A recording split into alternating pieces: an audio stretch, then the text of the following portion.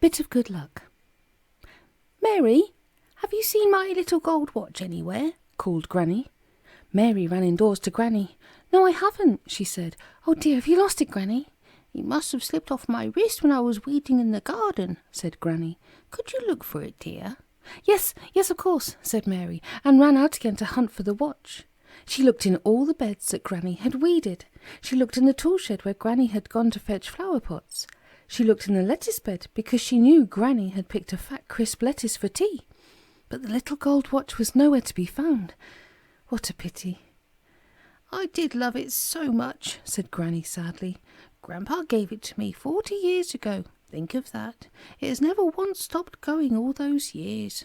Now it will lie out in the cold and rain and will very soon stop ticking out the time." "Oh, Granny, what bad luck," said Mary. "You haven't had good luck lately, you know. You broke the red bowl you loved so much, and you tore your new dress and spoilt it. I wish I could bring you some good luck." "Nobody can do that," said Granny. "Well, thank you, dear, for hunting about for my watch. Off you go into the sunshine again. I'll call you when it's dinner time." Mary went out. She was staying a whole week with Granny, and she liked it. Granny was kind and good, and she loved a little chalk. Mary wished that she could find the treasured little gold watch. "I wish I could find some good luck for Granny too," she thought. "Oh, I wonder if I could find a four-leaf clover. Four-leaf clovers are very, very lucky. There must be magic in them, I suppose. Yes, I think I'll look for one."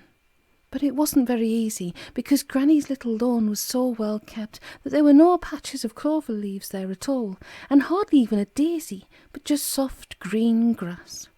"Well, perhaps there will be some clover leaves in the orchard," thought Mary, and she went to where apple and pear trees stood in the grassy little orchard. She was soon hunting for clover. "Oh, there's lots here," she said in delight, and she began to look through the big clover patches.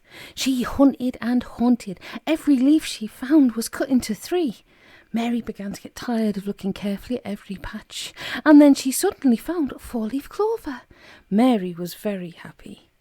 "Oh, here's one at last, in this big thick patch of leaves. I must have looked at hundreds, and now I've found a 4-leafed one." Then she found something else. She saw something shining in the very middle of the thick clump of clover, and would you believe it? It was Granny's little gold watch. Well, that just shows that 4-leaf clovers are lucky," said Mary happily. "No sooner do I find one than I find the lost watch too. How pleased Granny will be."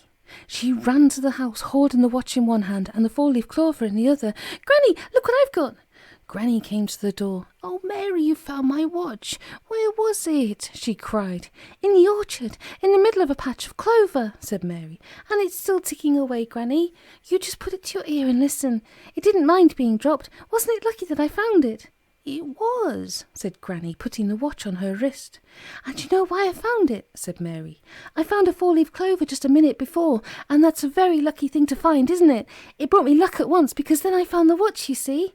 She held out the 4-leaf clover to Granny. "You can have it, Granny. You want some good luck, I know, and I'm glad I've got some to give you. You can have the 4-leaf clover for yourself." "Oh, you're a pet," said Granny, and she took the little 4-leaf clover. "I shall put it in my diary and look at it every day. But are you sure you don't want to keep it yourself? Wouldn't you like some good luck?" "I want you to have it," said Mary. "I found it for you. Really." Granny kissed her. "Well," she said, "whatever good luck comes along while you're staying with me, you shall share." And believe it or not, the very same day a friend brought Granny an enormous box of chocolates, so Mary had half of them.